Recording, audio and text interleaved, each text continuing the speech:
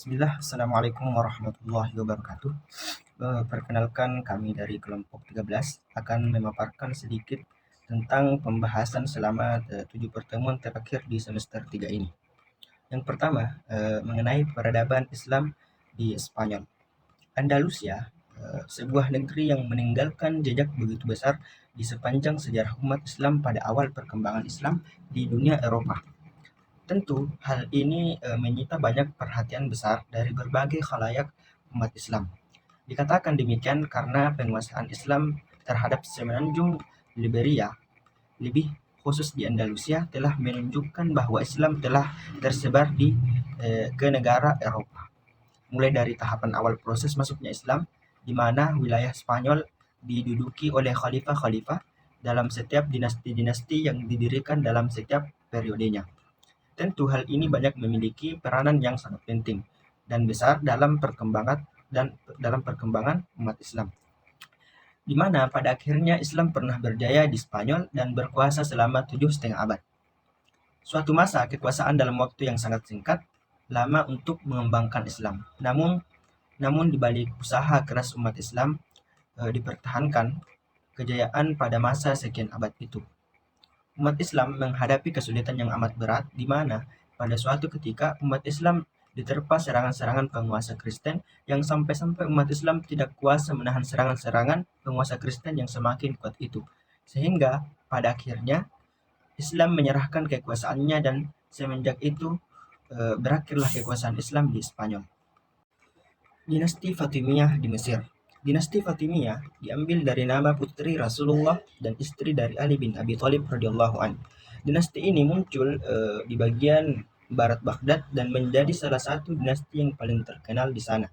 Seorang tokoh Islam Syiah Ismailiyah yang bernama Said bin Al-Husain merupakan pendiri dari dinasti Fatimiyah ini.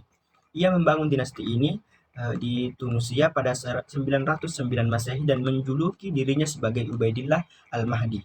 Dinasti Fatimiyah ini menganut aliran Syiah. Oleh sebab itu, mereka tidak bisa bersatu dengan dinasti Abbasiyah yang beraliran Sunni dan memisahkan diri untuk membentuk dinasti sendiri. Pengaruh dinasti Fatimiyah yang semakin besar membuat mereka akhirnya melakukan perluasan ke berbagai daerah.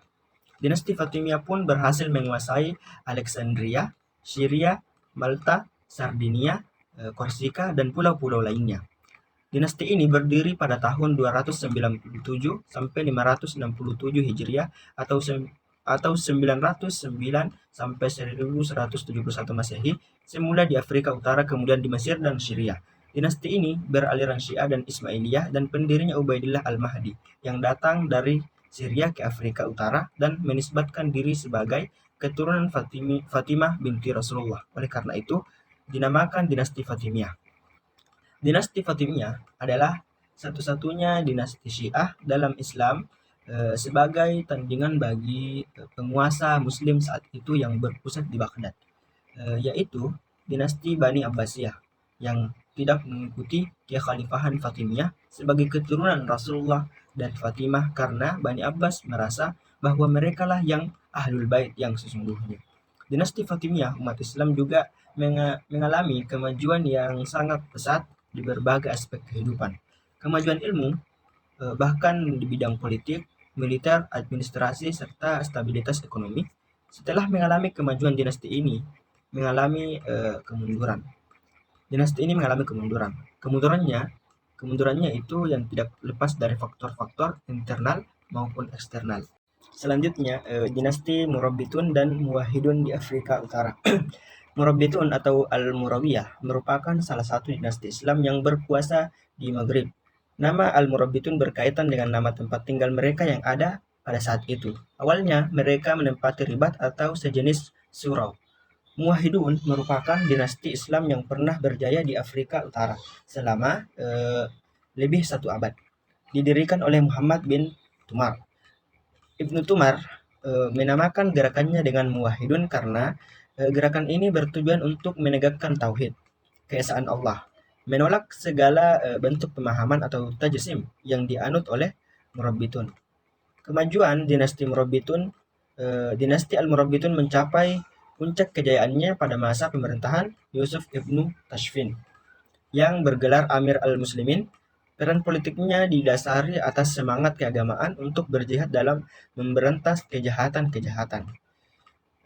Dari semangat ini kemudian ia dapat mencapai puncak kejayaannya ketika menyerang Spanyol. Bagian kemajuan dinasti Muwahhidun. Bagian ini Al-Muwahhidun merupakan dinasti Islam yang pernah berjaya di Afrika Utara yang memerintah dari 505 Hijriah sampai 667 Masehi yang didirikan oleh Muhammad Ibnu Tumar yang lebih dikenal dengan sebutan Ibnu Tumar. Selanjutnya, Perang Salib dan akibatnya. Perang Salib adalah gerakan umat Kristen di Eropa yang memerangi umat Muslim di Palestina secara berulang mulai dari abad ke-11 sampai abad ke-13.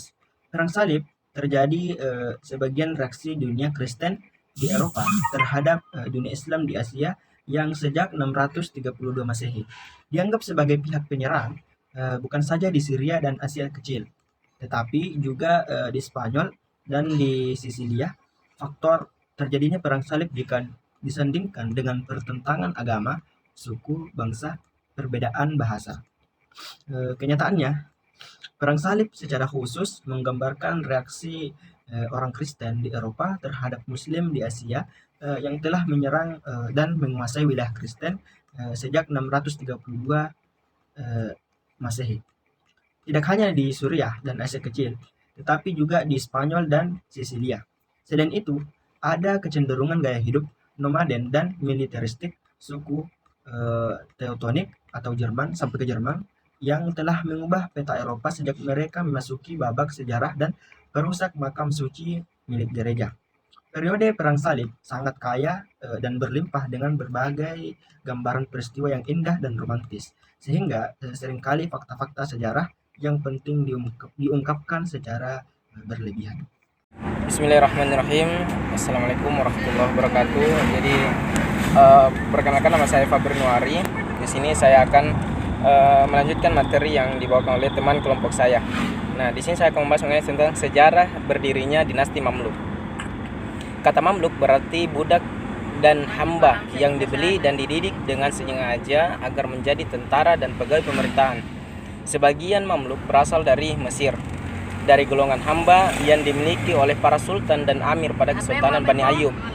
Para Mamluk dinasti Ayyubiyah berasal dari Asia Kecil, Persia atau Iran, Turkistan, dan Asia Tenggara Transoksiana. Mereka terdiri dari suku-suku bangsa Turki, Sum, Rusia, Kurdi, dan bagian dari kecil bangsa Eropa. Dinasti Mamluk didirikan oleh para budak.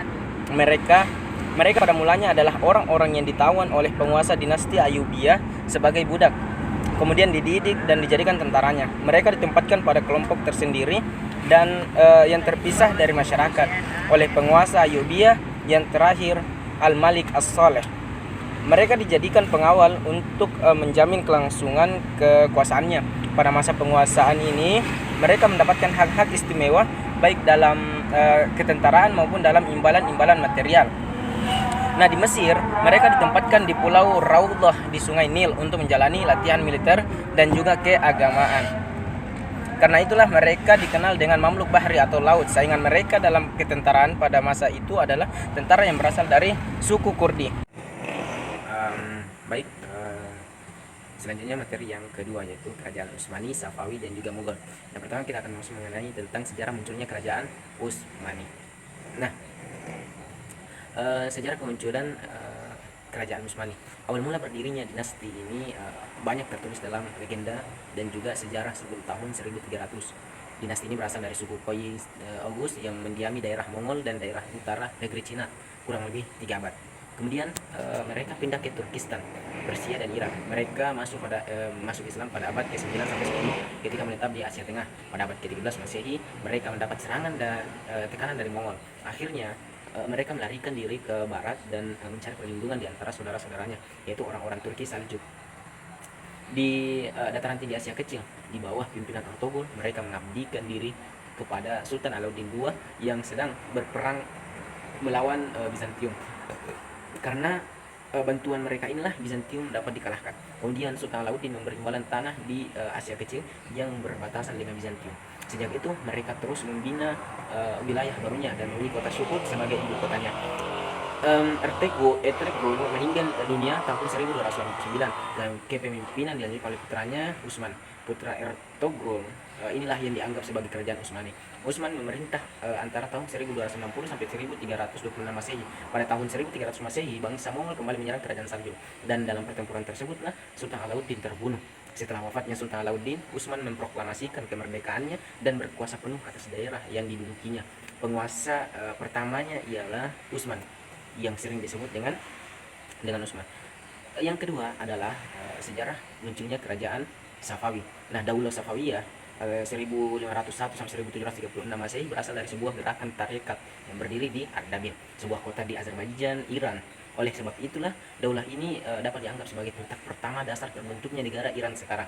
Tarekat ini diberi nama Tarekat Safawiyah, didirikan pada waktu yang hampir bersamaan dengan Daulah Turki Utsmani di Asia Kecil.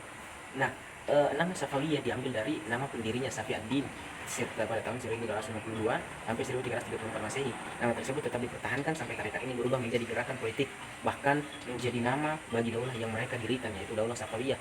Setelah guru sekaligus mertuanya wafat 1301 Masehi, ia mendirikan tarekat Safawiyah. Pengikut tarekat ini sangat teguh memegang ajaran agama.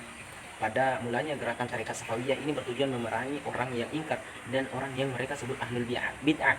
Dalam rentan waktu yang tidak terlalu lama, murid-murid tarekat ini berubah menjadi tentara-tentara yang teratur, fanatik dalam kepercayaan mazhab Syiah dan menentang setiap orang yang tidak bermazhab Syiah. Kemudian yang ketiga adalah sejarah munculnya kerajaan Mughal. Mughal di sini merupakan kerajaan Islam di anak benua India dengan Delhi sebagai ibu kotanya.